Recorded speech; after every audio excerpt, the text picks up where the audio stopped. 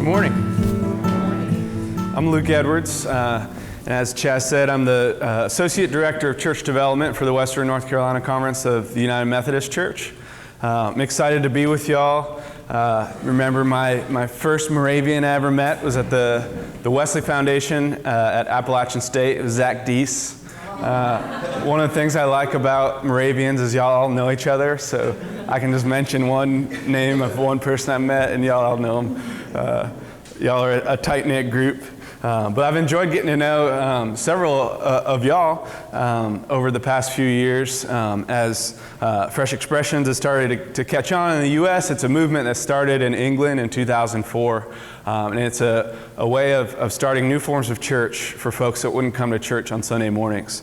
And so been able to experience Fresh Expressions firsthand, starting a network of them in Boone, and also able to see them starting in Western North Carolina and throughout the U.S., doing speaking events in different parts of the states where creative folks like y'all are feeling that decline, feeling the what we call post-Christendom, where the church has moved from the center of society closer or farther and farther to the edge.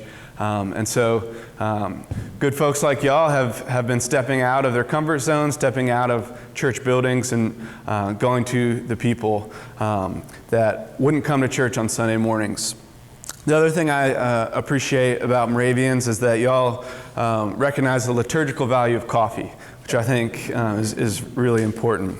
So I'm glad to be with y'all and excited to talk through what it can look like to create a missional culture at your church, what it can look like to encourage your church and your leaders to become more familiar with their missional context. And so I wanted to open with a familiar parable. It's in Luke 15, and I will read it for you.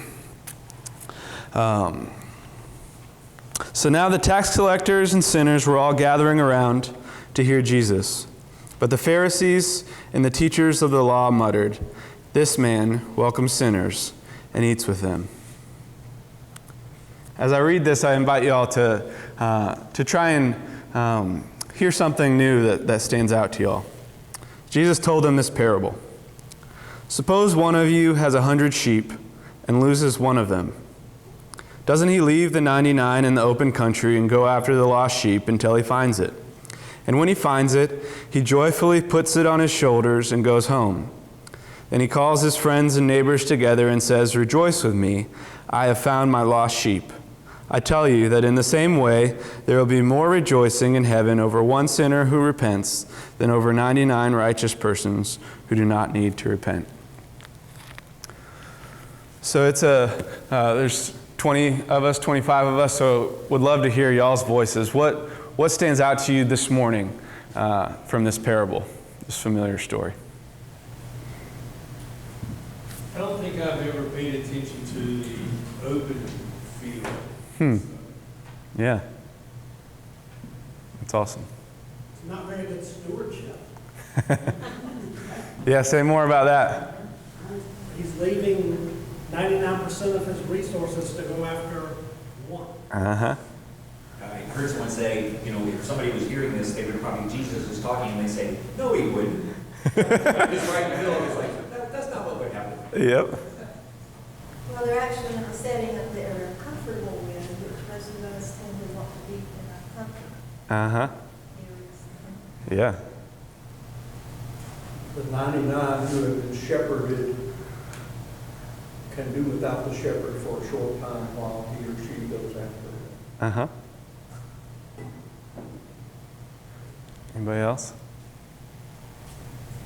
I think the rejoicing part for the one, I just feel like, especially when in our culture we focus on the masses and then it's all about quantity, but the rejoicing came because of the one. Yeah, one. It's awesome. And the 99, the shepherd and the 99 didn't stand there and say, come back, and went out after. Yep. Didn't make his sign bigger out front. Yep. And they're all important. Yeah. The 99 and the 1. Right. Yeah. Yeah, that was something that stood out to me this time that hasn't stood out to me before, is just that you would notice the one missing. So I spent way too long making this graphic last week. So one of these is 100, and one of these is 99. I'll try it again. Oh gosh. All right. Whoa. So one of these is 100, one is 99. They moved around a little bit, right? Because they're sheep. Can y'all tell which one's 99 and which one's 100? All right. Raise your hand if, hold on, let me make sure I'm at the, okay. Raise your hand if you think this one's 99. Okay, we got a couple. Raise your hand if you think this one's 99. Okay, yep. That one, the second one was 99. So I think. In your drawings, the 90, they almost all look alike. Yeah. Whereas sheep and people, everyone's going to be different enough. Uh-huh. What I'm saying is the shepherd knows each one by name. Exactly. Yeah. Yeah. So I think, especially, with 100 sheep that are moving around, because they're not going to sit still, right? Sheep are constantly moving, and so I think it shows that the shepherd knew every single one of them and cared about every single one of them. And so I think that's, as I was thinking about missional, knowing our missional context, knowing our community well, so that we can know who's missing. That as we look around in our churches, it might feel like, well, this is our community, or it might we might not know about folks that are just a mile away. One of our fresh expressions in Charlotte is two recently retired folks, or married couple, and they moved into the house of the husband's recently deceased mother.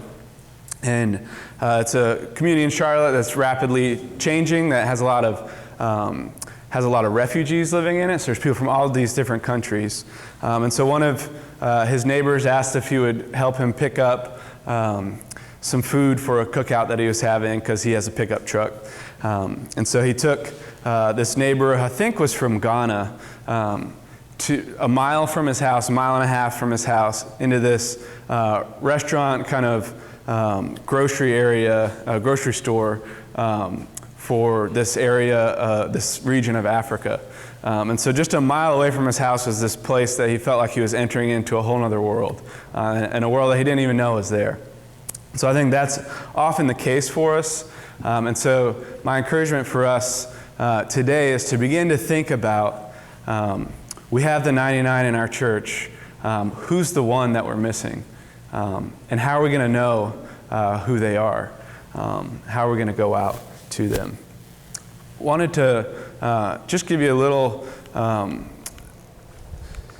background of where I've come from. So I recently, just a month ago, moved from Boone down to Huntersville, which is north of Charlotte. I was the pastor of King Street Church, as Chaz mentioned. It's a network of fresh expressions that's connected to Boone United Methodist Church. Boone UMC is kind of a large Methodist church, 3 services on Sunday mornings. And we started this network of fresh expressions 6 years ago. I'm going to try and play the video. I hope it's loud enough. Just a fair warning, the screen's black for like 5 or 6 seconds. So it's working even if you can't see it. It'll come on. I've been going to the Sunday night group probably since like end of last summer. And I remember I walked in the door and someone was like, "Hey, you want a beer?" And I was like, I thought this was church.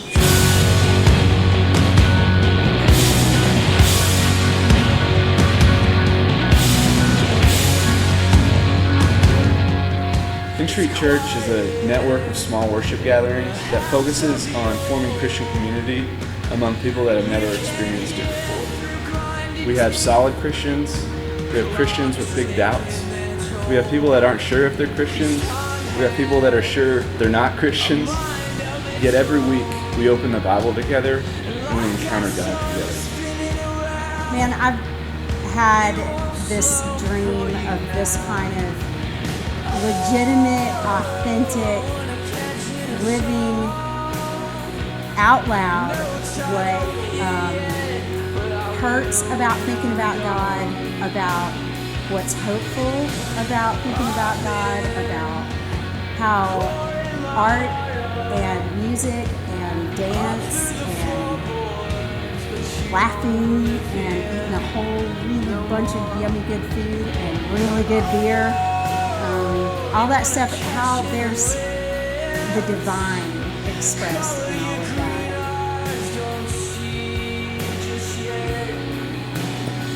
We do life together. There's a community here, and if you're doing life on your own, you're not doing life. I think the biggest thing for me is these are just people that I can walk through life with. And I mean, some of these folks have picked me up at 2 a.m. just drunk and crying, maybe because I had some heartbreak or heartache, and then they've seen me, been there with me at the top too. And it's just a place for me to be really like dirty and broken, but also feel just as beautiful as anything else.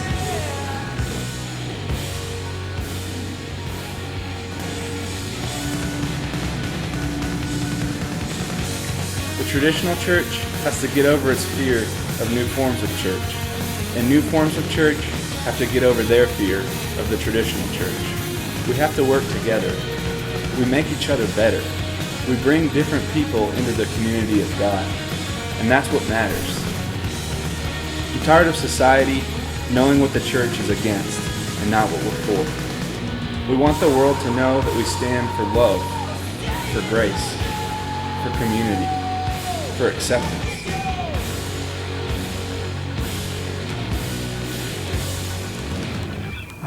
So that's a little picture of the chaotic mess of a church that we created in Boone. You could see that there's this wide range of people from different backgrounds, from different stages of their faith, to folks that weren't sure if they believed at all, to folks that were confident that they didn't, but still enjoyed being a part of the community. And so this beautiful network of fresh expressions came to be, and I was invited here this morning to just share a few things that I learned along the way. I used to visit a shut-in in the kind of rural area outside of Boone, and I was telling him about some recent mess up that I had made. I don't remember what it was, probably some event that I messed up or nobody came to or something like that. And he told me, well, Luke, some people have to pee on the electric fence themselves. So I tend to be that kind of person. So here's a few things that I figured out might electrocute you. And a few of these things I learned from books too, but a lot of them learned from doing it the hard way. So I hope that some of these things can be helpful for y'all, and feel free to ask questions as we go through. So the first thing that I learned is just the importance of listening.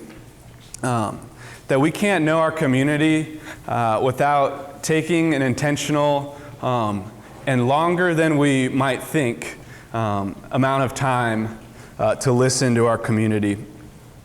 My favorite listening story, and the kind of listening that I'm talking about, is a 3-year-old, or maybe he's 5 years old. I think he's 5. He walks through the campus of Appalachian State, where me and Chaz went, with his mom. This is a story from another pastor in Boone. And so, 5-year-old walks through the middle of campus, the quad, Sanford Mall, walks through there with his mom. He looks up at his mom and says, "Mom, what's college about anyways? Is it about walking around with a backpack on looking for a girlfriend?" And you could not describe my freshman year of college any better than that sentence. So this 5-year-old in one walk through saw what was happening underneath the surface of Appalachian State. And so that's the kind of listening that we need to practice in our communities, to see what's underneath the surface, to see who's there, to see what people care about, to see what people are struggling with, to see where people are spending their time. And so this is the kind of listening we're talking about. A few ways to do this. My favorite way to do this is just to loiter. So I had an intern a few years back who wanted to help King Street Church to grow in our presence with folks that were experiencing homelessness. And so for the first month of his internship, I asked him just to sit and loiter in places where folks that were experiencing homelessness were. And so he went to the homeless shelter in Boone and ate meals there, sat in the lobby. But he also figured out that a lot of folks were sitting in the parking lot at Walmart near the bus stop. And so he began to sit there with folks. And it was awkward at first. People would ask him, what are you doing? Who are you? He would tell them. But eventually, folks started to talk to him and started to open up to him. He even got to the point where he would see someone at the homeless shelter and they would say, hey, Dustin, I need to talk to you about something. Can we meet at the bus stop tomorrow? So it kind of even became his like field office. And so I think don't underestimate just the power of putting yourself physically somewhere outside of your comfort zone, somewhere where your community spends their time. And yes, it will be awkward at first, but that's okay. It won't be forever. Or it might be. It's still always a little awkward going to the homeless shelter. But it's so powerful, such an important thing.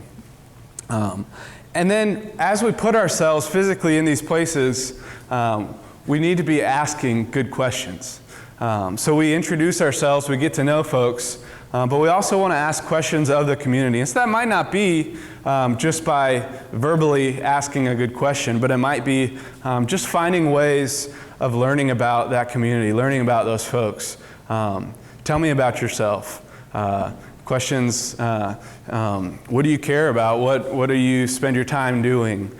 These kinds of things. The ways of digging deeper. Because we're studying we're studying the community. We have I think plenty of pastors in the room, so we're digging into the community like we do with Scripture. We're trying to get underneath the surface, get to that deeper meaning. And then the second thing that I learned, and one that I think is really important, is identifying leaders, either to walk alongside you, or if this is something that you personally won't be walking with a leader, but just encouraging someone else to. This is an important part of it. So you saw at the beginning of the video the woman that was speaking, and then at the end she did the like rock on thing with her fingers. That's Elizabeth. And so she was our kind of founding member of King Street. King Street Church would not have happened without her. She was cursed like a sailor. I had a running list of how many clergy members she had cussed at, and it got pretty long, including my district superintendent or my supervisor. She was, of course, the folks from the National Organization of Fresh Expressions came to visit once. And so this big Baptist pastor, his church had like 2,000 members. We were like 5 minutes late to meeting up with Elizabeth. And as we pulled up, she's flipping us the bird.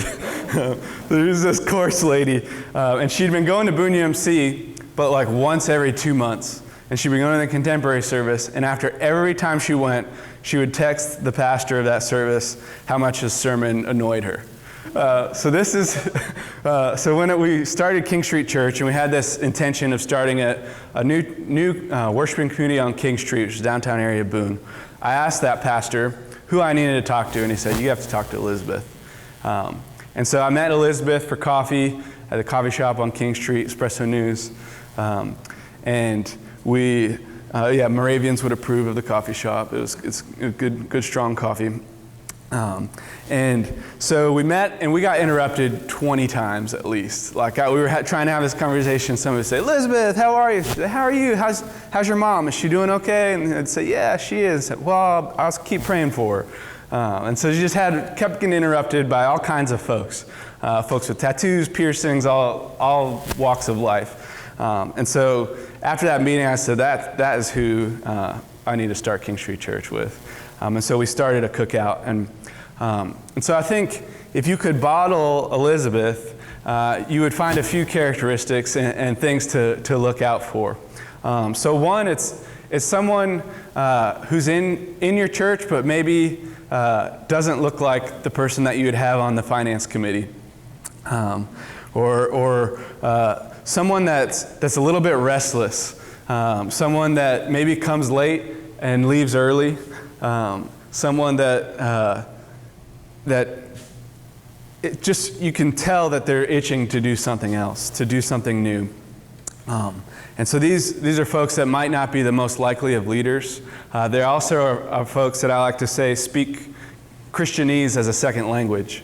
We kind of take advantage how much of our language is foreign to the world around us. And so it's important that a leader of a new form of church, a new emerging ministry, a fresh expression, can turn that off and can speak about God, can speak about Christ in a way that the community around you can understand. Then also I think it's important to find someone that already has some relationships with folks outside of the church. I think this is something that's so common in our churches that we become insulated, and the only friends we have are the ones that we have from church. So finding someone that has some connections with folks outside of the church already is really important. Also, someone that's just really plugged into a community. So we wanted to start a fresh expression in downtown Boone. Elizabeth was totally plugged in. Another story of someone like that is just visited this worship service. It's at the Nantahala Outdoor Center in Bryson City, so way west of here in the mountains. It's this kind of kayaking, canoeing, rafting kind of hub. It's like you're on this windy road, and all of a sudden there's this big little, like, almost kind of village of outdoorsy people. And one of the people there, one of the legends there, is a guy named Wayner Dickert. And he was a canoeing Olympian in the 1996 Olympics. Didn't do great because he dislocated his finger right before it started. But he had been training, coaching young kayakers, young canoers. Something like 25 Olympians have come out of that stretch of river there. And so Wayner was a legend there, and grew up in a Methodist church, but then kind of fell away for a while, and then had some medical problems and came back to the faith and started going to a church in Franklin, a Methodist church. And it was at that church that he started volunteering for the youth group. And the youth pastor recognized his abilities and said, "You need to go into ministry. You could do something great. Like you have a gift." And Wayner said, "I don't know about that." And so Wayner had this crazy idea one day. What would it look like to have a worship service at the Nantahala Outdoor Center with paddlers, with guides before they go out on Sunday mornings? And so he asked the owner of the outdoor center, "Could we have a worship service here?" Just kind of expecting him to say no, and he said, "Yes, what do you need?" And so now today, I think it's 12 years later, they have 30 to 90 people show up before they hit the river on Sunday mornings to worship together. And it was just an amazing service. There was a lot of time of reflection. There was time where folks go and sit by the river.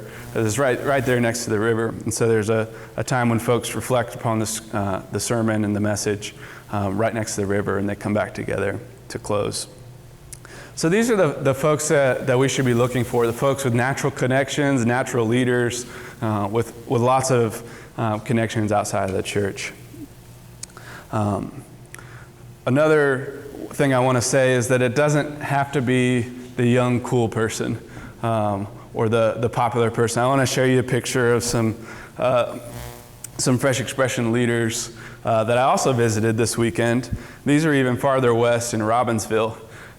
So these are the leaders, these three women, and that's the pastor. These are the leaders of the Robbinsville United Methodist Appalachian Trail Outreach. These ladies were cracking me up this weekend.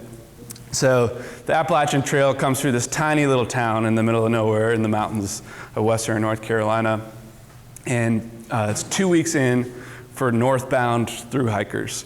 And so as you can imagine, you're on a 5-month hike. Yeah, a lot of people have no idea what they're doing when they start. They might not have the right equipment. Their feet are getting adjusted to walking 15, 17 miles a day. And so people are coming to them with like feet that are going crazy, with like issues with running out of food, all these kinds of things. They started noticing that hikers were coming through. And there was a little picnic table that they would sit at right there on the outskirts of town. And so they started putting Ziploc bags with snacks and a little note that says, hey, we're Robbinsville United Methodist. We care about you. We're praying for you on your journey. If you need anything, here's our phone number. And so they start getting calls. And so these ladies will go down to the trail, pick folks up, pray with them, take them to urgent care, get them groceries if they need groceries. And so if you can imagine some of the like rough through hiker characters, and these little ladies are just going up, very maternal, very grandmotherly, care about their hikers, like a mom would. This lady on the left, she says, some of them are a little bit intimidating, but I carry my stick with me, so I'm okay.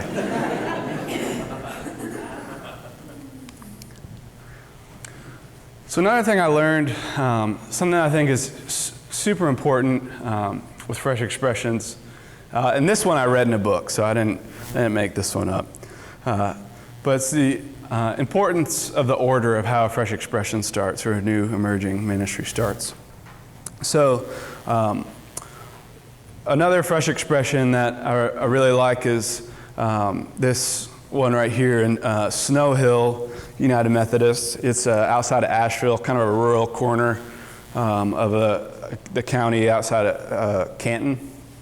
And this church, they had a food outreach, so they grew produce, and they would had all this produce to give out to the community. And so they started renting a table or a booth at a flea market in town, and formed relationships with folks. Sorry, I'm gonna drink a little seltzer here. Started forming relationships with folks at the flea market. And then all of a sudden, one year, the flea market property got bought up by a developer, and it got canceled. And so folks were worried. This was an important part of their income for a lot of the folks. And so the church said, well, we could host it at our church. And so they moved the flea market to their parking lot and didn't charge for a booth, so folks got to keep a little bit more money each week. And now they have hundreds of people coming through their parking lot, and they've started a morning breakfast with a little bit of a devotional and a little message and prayer. And so now their worshiping community that had 30, 35, now has hundreds of people that they're interacting with every week, praying with, caring for, and worshiping with. And so when you hear that, some of y'all might have said, ooh, my church has a parking lot. Maybe we could do that, right? How much of our kind of church culture is going to a conference, hearing an idea, and then saying, oh, I bet I could try that, and bringing it back. And then you try it in your community, it doesn't work as good as it did in that one. And so if you think about that story I just told you, that it took them a process of going to that flea market community, forming relationships for years, and then knowing the need to create that ministry. And so that's something that's just so important, is that we don't start with an idea that we create and then try to form relationships so that we can bring people to the idea that we've created, which almost inevitably leads to kind of manipulative relationships. Like I'm forming a relationship with you so that you'll come to my thing that I've started. And then once people come to us, then we love them. We figure out how to build community with them, how to love them. And so Fresh Expressions flips that order and says, how can we go into our community and love our neighbors? How can we truly love our neighbors, whether they come to our Sunday morning worship or not? How can we fall in love again with our community, with our neighbors? And then out of that love, out of that caring for our neighbors, we start to form relationships. Start to get to know our neighbors, get to know their names, get to know what they care about. We discover what they like to do, that we discover how they gather. And then out of those relationships, we start to get an idea of what we can create. So I think it's super important. And fresh expressions that really thrive will do it in that order.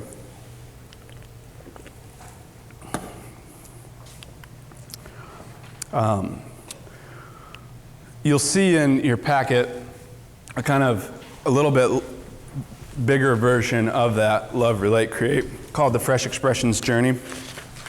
It's on the one with the pretty leaves on it. On the bottom right, it says how to start. So there's that process of listening that I mentioned, loving and serving. It's building relationships. Building community often is that first creation, so that flea market where there's not necessarily an element of discipleship happening at the flea market. But then as that community is built, they can then invite folks to explore discipleship. So they have that breakfast and devotional that folks don't have to come to. They can just go to the flea market, but they have that option. And then the church takes shape out of that. So as are forming these relationships, as they have folks come into their breakfast devotional, a church that's connected to Snow Hill United Methodist is starting to form. And then do it again. They've learned how to do it once, and so they can try that again with another idea. One of the popular fresh expressions that some of our churches already have kind of a natural, have already kind of gone through those first 3 steps in, something called dinner church. And this is something that the new and emerging teams has been talking about some too. But so dinner church is church around the table. And so in our conference, in the Western North Carolina Conference, the Methodist Church, we have a lot of churches with feeding ministries. And so they've gotten to that point of building community. They've formed relationships. They're inviting folks to share a meal together. And they're finding that dinner church, taking that next step of adding an element of discipleship, of trying to be the church together around those dinner tables, can be a really powerful thing, can build community. So I wanted to show you this video of a couple of the dinner churches happening in Western North Carolina. The good Lord was nudging me about having a community place for people to come and eat that needed a meal. And I'm like, you want me to start a dinner for people? I don't even like to cook. Over the past 30 or so years, when a congregation wanted to invite new people into worship, they would start a contemporary service. Today, they start a dinner church. Everybody's got to eat at some point, and most people won't turn down a plate of food. It offers us the opportunity to have deep conversations with folks around a meal. I think Christ was really passionate about doing a lot of ministry around food, and I think it's one of the more Christ-like things that we do. There's something beautiful that happens at the table, not just physically when we're fed, but emotionally and spiritually when we're in community with each other. And then that meal is the building block, the foundation for what's next, as we learn about each other and what we can do together. These people are probably one of the closest things I've had to my friends and my family.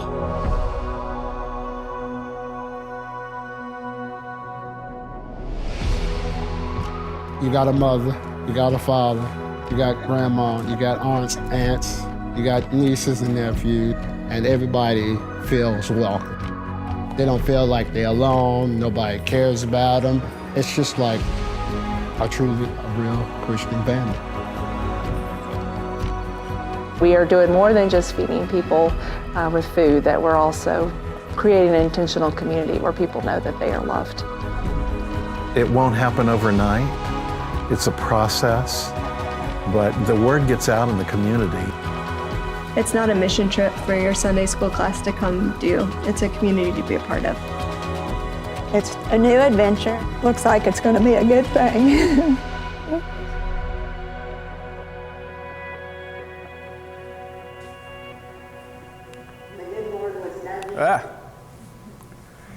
So y'all know a few things about food and worship, right? Yeah, that's the funny thing about these like new emerging ministries. This is nothing new, right?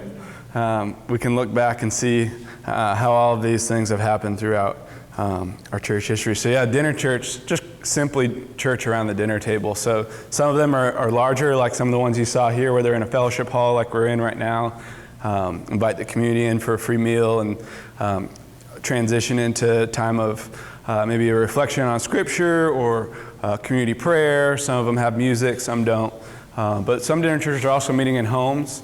My wife and I are working on, I think that's probably going to be our Fresh Expression project together, is to have a community meal once a month and then a dinner church once a month at our house.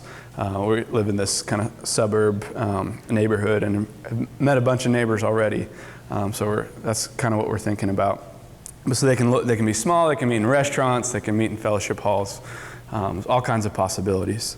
And just as we do that, remembering that love, relate, create, going through those steps. So this one's super important. Something that I had a sense of at the beginning when we started King Street Church, but I didn't have language for it, and the Fresh Expressions movement had language for it. Because when we started King Street Church 6 years ago, I wasn't starting it because I was like tired of the traditional church or because we weren't starting it against something. I was starting it because I had friends that I knew weren't going to come to Sunday morning. That when I looked around at Boone, I saw people who were thirsty for God, for Christ. But the church was a barrier for them. There was just too much connected to that image of a church building, of a congregation. It was too far of a stretch to jump from their culture to church culture. And so I didn't start King Street Church because I didn't like the traditional church. I love the traditional church. There's nothing like better than a Sunday morning when you're singing these ancient hymns, when you're walking through this liturgy that's thousands of years old, when you see a little 3-year-old run up to a elderly person that they only know from church and give them the biggest hug. There's nothing better than that. But so many of our neighbors will never experience that beauty of the church, of Christian community, unless we go out to them. And so we found this image of the mixed economy or mixed ecology of church. And so this is something that will become more and more a reality in the U.S. And has already become a reality in England that's farther ahead of us in post-Christendom.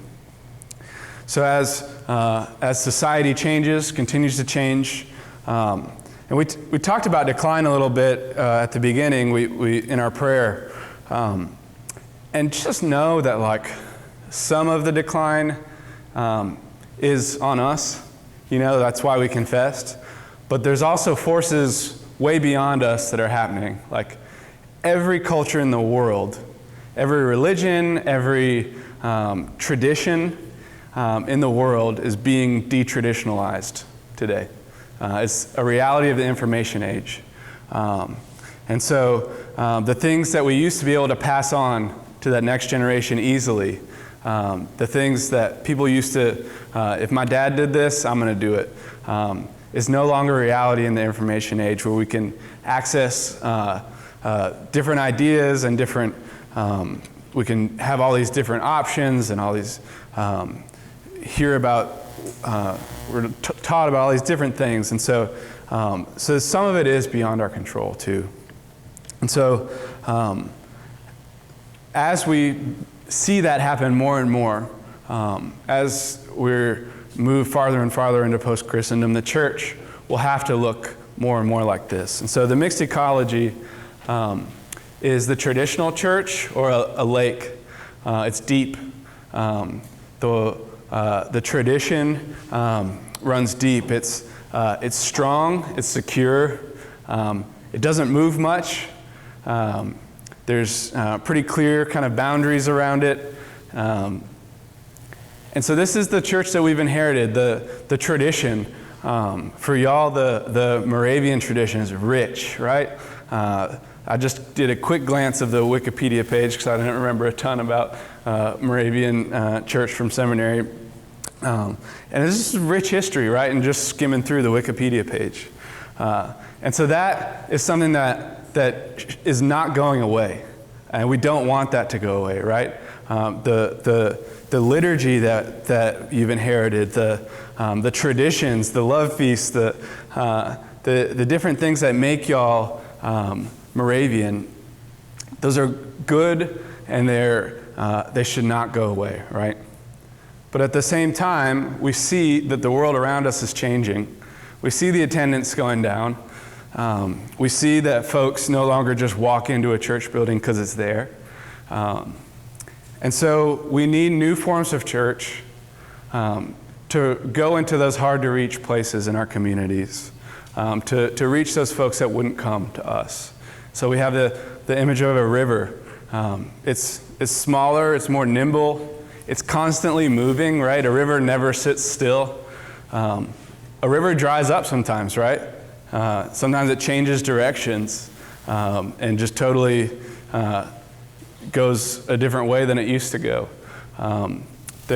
So new forms of church or emerging ministries, fresh expressions, it's this more nimble way of going out into our community, connecting with the folks that are not going to experience the inherited church. They're not going to experience the tradition of the Moravian church unless you go out and teach it to them. And so with King Street Church, we had folks that didn't know it, but they were being exposed to the United Methodist tradition, right? Like I would even, at the Boone Saloon, have my book of discipline that I would read out of something interesting, this really, really boring book, and they'd be like, whoa, that's cool, or I'd talk about John Wesley, our founder, and there's, oh, that's neat, and so they were being formed in the United Methodist tradition, but they were never going to call themselves Methodist, right? They were barely calling themselves Christians at that. But it was a way for our tradition to be passed on in those new forms of church. And so what I think is so important about this image is that they don't compete. Fresh expressions, so you might think if we started a fresh expression in our church, then all of our young people that are coming, which isn't a ton as it is, are going to go to that, and then we'll just lose them, or that's not the intention of fresh expressions, and that's not what happens. So with fresh expressions, when I do have someone from Boone UMC helping lead one, they're still going to church on Sunday mornings. And if I have church folks come to the Boone Saloon on Sunday nights, I'll usually ask them, hey, glad you came. This isn't really for you. If you want to help lead one of these, I'd love to help you, but this is a space for folks that aren't connected to church.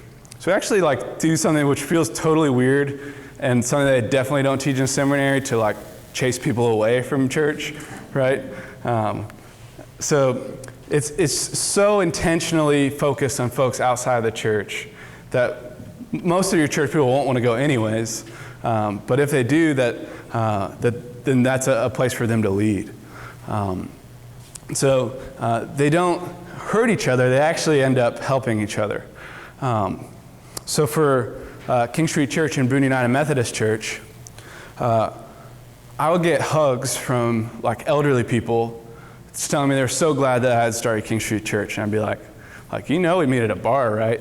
But the reason they would give me hugs was because they had a grandson that didn't go to church, or they had a child that doesn't go to church. I inevitably hear stories of pastors whose kids don't go to church. So everyone in your church has someone they care about that's not connected to a church. So even though they can't imagine themselves going to this Fresh Expression, they can imagine someone they care about going to it. And so it's just a really important part of tapping into that empathy and that knowing that it's not a competition, but that they're reaching different people. And that sending people out in mission, so somebody, I think it was you that picked up on the celebration of the lost sheep, that when you start telling stories of folks that have connected to your Fresh Expression or your new emerging ministry that would have never experienced the church, but they experienced it through your Fresh Expression, like the church goes crazy. Like it's awesome, right? It's that celebration, that taste of the kingdom, that taste of heaven's celebration. So we would try to have somebody from our church share their story once a year at Boone UMC on Sunday mornings, particularly our folks that were connected to mass incarceration. So we would go into the county jail, and we'd also do events on mass incarceration with our network of Fresh Expressions. And so every year somebody would share their story, and every year there would be a standing ovation, and they would get like mauled by hugs from church ladies, right? These folks that are sharing their stories of going to prison, getting out, finding rejection, having trouble finding jobs, and then finding King Street Church and a community that cared about them. And so Boone UMC got to say, like, that's us. You know, that's not something King Street's doing, that's something Boone UMC is doing. So through funding it, through sending leaders to start these Fresh Expressions, it was Boone UMC, it was the church. And so it's this beautiful relationship of mutually beneficial relationship. So King Street Church got the support of an anchor church. It got accountability. If I started doing weird stuff at King Street Church, somebody could say, go over to Boone UMC and talk to the pastor and say, hey, Luke's acting sketchy. There's that accountability there. And then there's funding that they helped us fund some of our stuff. They prayed for us. They sent us leaders, right? And so we gained a lot from being connected. And the church gained a lot too. And so that when it came to budget time and they looked at things to cut, King Street Church was nowhere near that list because they cared about it so much. Just a couple more things as we get closer to 10. That just like a river can dry up, Fresh Expressions don't work every time. New emerging ministries don't work every time. And that is okay. So we had 5 Fresh Expressions when I left King Street Church a month ago. We had Sunday night, which was the pub group, Monday night at the homeless shelter, Wednesday morning at the county jail, and then we had a morning devotional at the coffee shop every weekday morning. And so 5 that were working, that were thriving, that had lasted a while, but we probably had 5 more that we started that failed or that fizzled out. So we had a single moms group. The leader of that was a single mom, and she got super busy because she's just a single mom. And so she couldn't lead that. I couldn't lead that one, obviously. We had a death cafe, which is an open conversation about death and mourning. And the woman that led that got tired of talking about death.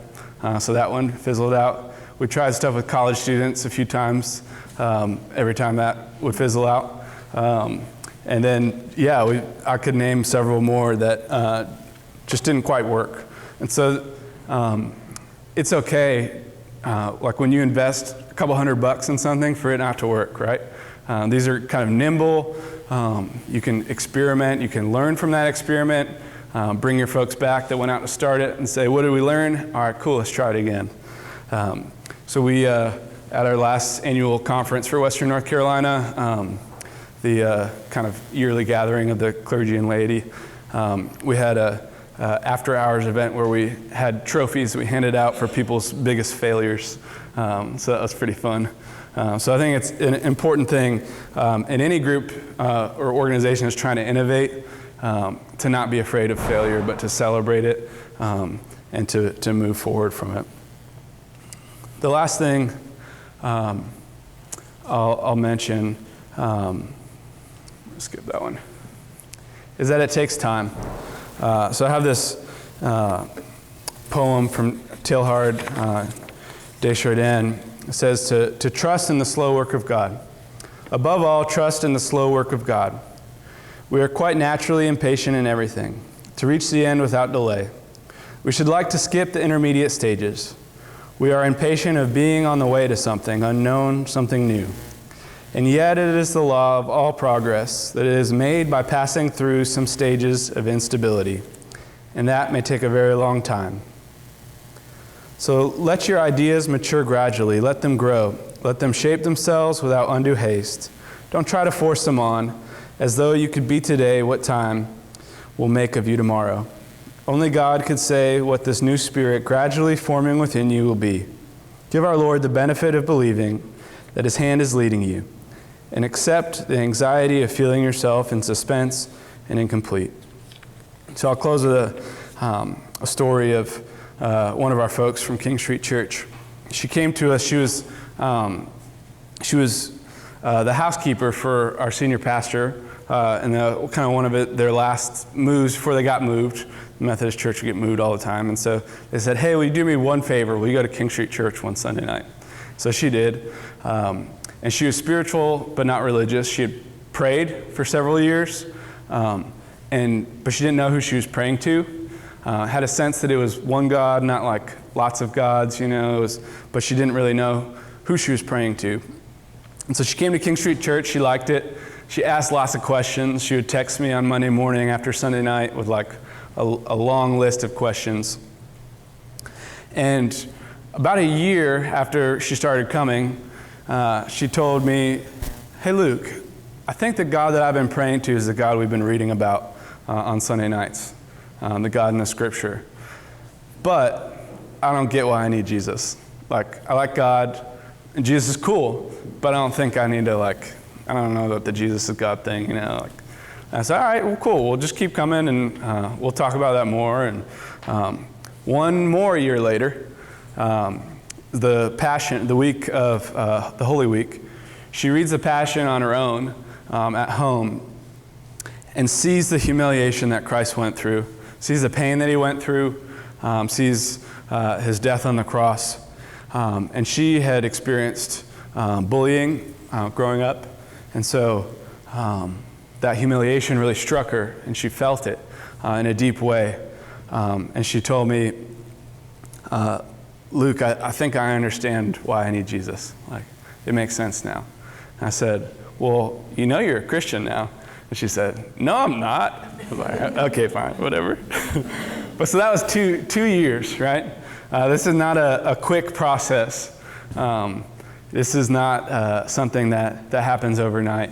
This is something where we have to trust in the slow work of God. And so I pray that y'all would be stirred and that ideas will come to you. We'll come back in 15 minutes to go through kind of a visioning, imagining period. But thanks for letting me share some of the lessons I learned on the electric fence. Thanks. All right, so we're going to get started kind of more time together. I'm going to put some questions up one at a time. Y'all have these Post-it notes at your tables. Maybe some of you back row slackers might not have them. I did.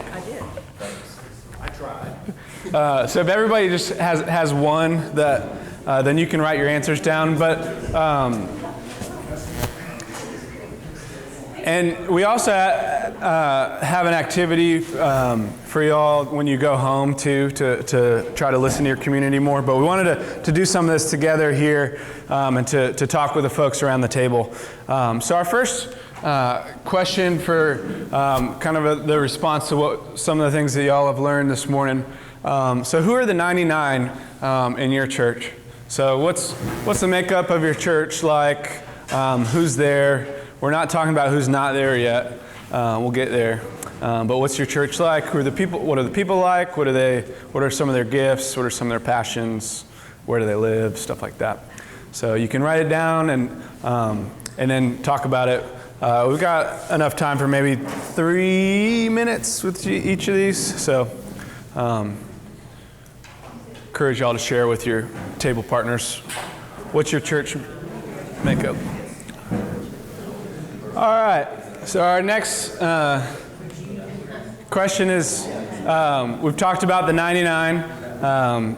So now who's the one? Who in your community is missing from your church? When you can kind of close your eyes and picture your community, picture some of the people in your neighborhood, in your community, who do you glaringly see is missing? You can share that with your table. All right, so part of the Fresh Expression movement emerged out of the Anglican Church in England. And if you know anything about the Anglicans, when they do something, they're going to do their research beforehand, and the scholars are going to pore over it. And so one of the things they did was sociological research of the changing reality of the 21st century. And so one of the things that they found was the sociology of the 21st century is rapidly changing. And so in 30 years ago, 40 years ago, 50 years ago, people interacted with the people they lived near. So geography had a lot to do with who you spent your time with. And so when you look at church planting and how that happened, a lot of it had to do with where there wasn't already a church, right? It was geographical. And so what they found in their sociological research was that in the 21st century, geography doesn't have a whole lot to do with who you interact with, right? With the internet, with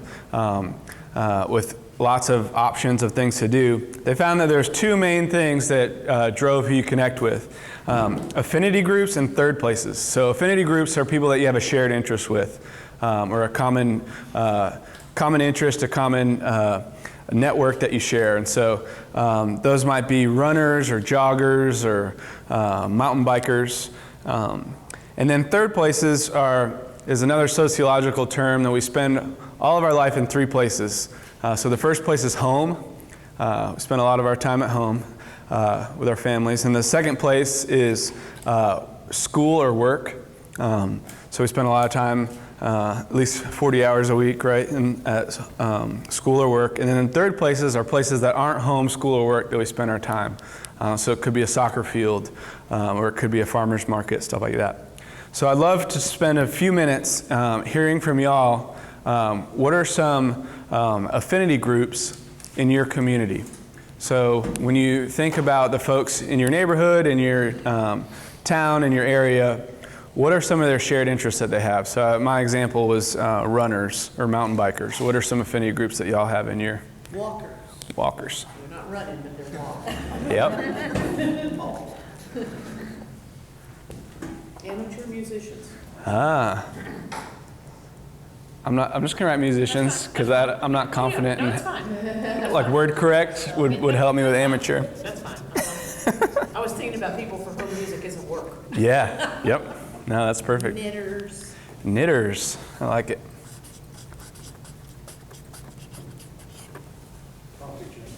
Yeah, coffee lovers.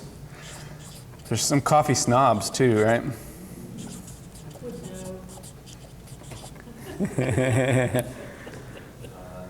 Neighborhood association.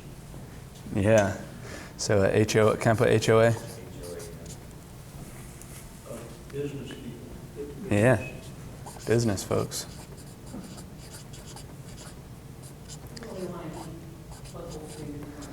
Ah. Foodies. Doesn't that sound like a good fresh expression to start? It doesn't have to be hard, right? It can be fun. Sports. So like players or fans or parents, all that. Yeah, sports families. Well, we're kind of a mixed area. We have a base of a lot of gardeners and people Gardeners. interested in that, but then like the sports, our church is maybe a mile from this huge regional soccer tournament, whatever they call all the soccer games. Yeah, soccer players. We're really unusual. Lacrosse. You can say lax for lacrosse, right? Well, in Charlotte, groups that tailgate for Panthers games. Yeah, tailgaters. They do that at high school football games too. Ah.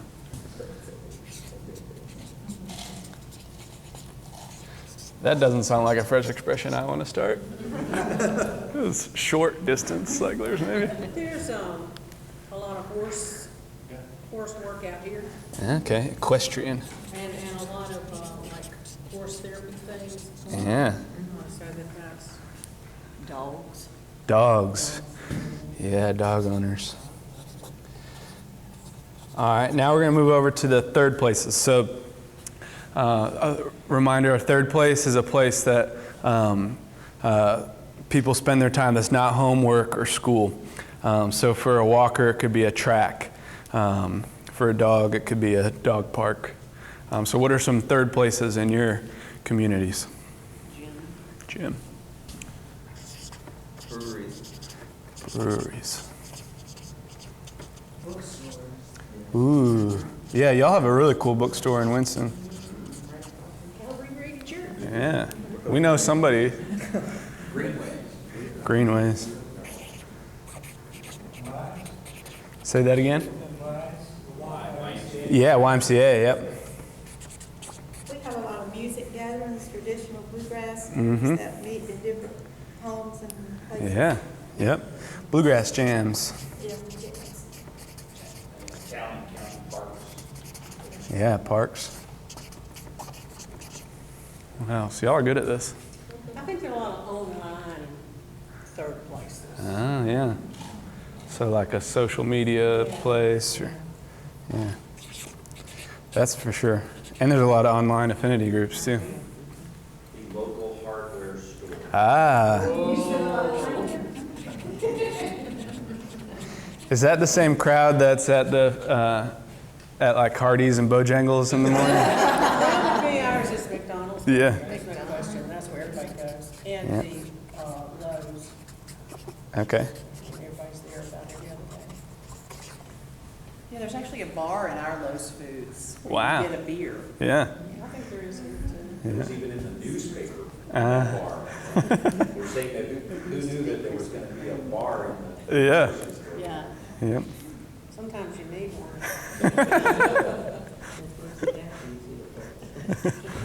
Any others you can think of? Car shows. Car shows. I love that, yeah. Can you have a mobile third place? Yeah. Because I think that these car shows sort of move around from church to church. Right. You see a lot of the same people. Yep. Yeah. The theater. Theater. Love it. It's a good techie answer. I think I spelled it the British way there. There are recreational third places like boating and camping. Uh-huh. Those kind of things. Yeah. Hiking. Campgrounds, the lake, hiking trails. Awesome. Well, so Fresh Expressions noticed that people were gathering differently, and so they said, instead of planting churches geographically, what would it look like to plant churches in affinity groups and into third places? And so that's how kind of Fresh Expressions came to be. And so if you gave me enough time, I could probably find an example of a fresh expression that's connected in all of these affinity groups and third places. So I know down in Florida, Wildwood United Methodist Church has a dog park fresh expression. And so they go to the dog park, let the dogs run around for a while, and they circle up. And they say that the dogs have a sense that something holy is about to happen, so the dogs kind of circle up too. And the funny thing he says, I think it's in this book that y'all are getting. The author is one of the folks helping lead this fresh expression, but he says that when they have the passing of the peace, the dogs have the sniffing of the butts. So, but yeah, so all these are gardeners. There's fresh expressions. There's a really cool book that just came out called We Will Feast, and it's about dinner church, about food, church gathered around food. There's an example in that book of a church that meets in a garden, and so they dig in the dirt a little bit together, and then they sit down, have a little altar set up in the garden, share communion together, have a conversation about faith.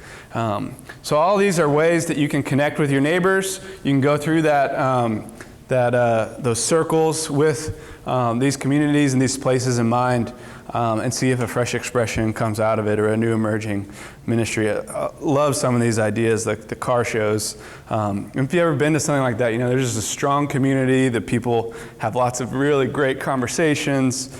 That you start to establish a presence there, and people ask about you, and you ask about them. You get to know them, and something really beautiful can come out of it.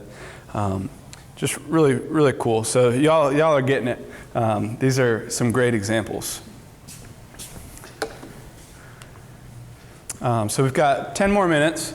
So we've got a few more kind of table questions. So thinking about that one in our 99 and 1, thinking about our folks in our community that aren't coming to church. I guess we just kind of did that with the third places, but we'll go on to the next one. So we got 10 minutes. So let's take a few minutes to think about some of the leaders in your church. So it might be you, but it also might be folks that are coming to your church, folks that are loosely connected to your church. Who are some folks that might be a leader of a new emerging ministry? So as you think about some of these things you named, whether you said it out loud or thought about it in your head, who would be a good leader for a fresh expression or emerging ministry? And tell your table mates about that person. All right, so you got kind of an idea of who a leader might be, and maybe you might also have a population. So think through, pick an affinity group or a third place. Maybe it's the one that your leader that you just thought of connects with. What would it look like for them or for you to go and connect with that affinity group third place? And this is our last question that we'll talk about before we transition in the next part. So what's just a way to connect with that group? And what would that look like? And share that around your table. All right, so just wanted to close out my time just thanking y'all for having me to be with y'all. It's been awesome. We, in our meeting before with the Emerging Ministries team, we talked about how the United Methodist Church and the Moravian Church have entered into communion together. And so it's cool to be able to live that out today. And y'all are so hospitable, and I loved getting to know several of y'all over the years, and look forward to getting to know more of y'all. I've got cards up here. We have a little time for Q&A later, but if you have any other questions or want to ask me anything, these cards are up here. Shoot me an email anytime. And I'll just close out my time with one more story. This is about one of our young guys in the county jail that we met through our Fresh Expression that meets at the jail. And he was, I think, 18 when we met him. His dad and his mother-in-law were both in the jail at the same time for different crimes. So kind of can tell, didn't have much of a chance growing up in a family that with criminality. And so he's in the jail. He tells us, he started coming to our Bible study devotionals that we had on Wednesday mornings. And he would ask us questions, he'd participate, but he wasn't quite sure about it. So he's having one really bad day in the jail. He tells us this story one morning. And so he called his grandma. And his grandma said, "Why don't you try praying?" And he's like, "I've tried praying before, nobody's there." But it's his grandma, so he does what she says. And so he goes back to his cell and he prays. And this time it feels like someone's listening. And he describes something that happens. He said, "My heart started to get hot, like someone was holding a cigarette lighter under my heart." And so if y'all know the story of the founder of Methodism, he's in a Moravian church, right? And they're reading, I think it's like, somebody's commentary on the book of Acts, Martin Luther's maybe, and he said his heart was strangely warmed. So that same spirit of the early years of our missional movements, that same spirit is alive today, warming the hearts of new people. And so encourage y'all to go out, to follow that spirit where the Spirit's leading in your communities to the people that God wants to strangely warm their hearts and participate in that. So thanks.